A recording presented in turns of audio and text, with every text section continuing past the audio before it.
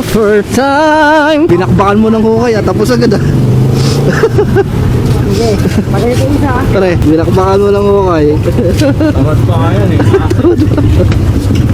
Kundi dahil sa'yo, tatagal itong umuutan. No? Tamad pa yan. Tamad pa.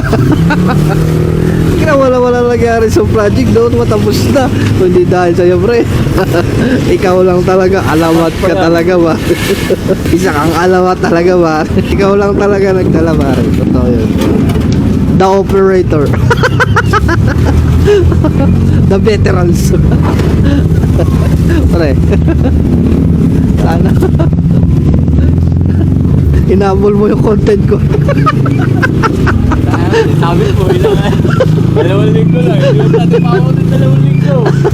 May babak ko. Hinabol yung content ko po. 2 weeks. 2 weeks lang sana eh.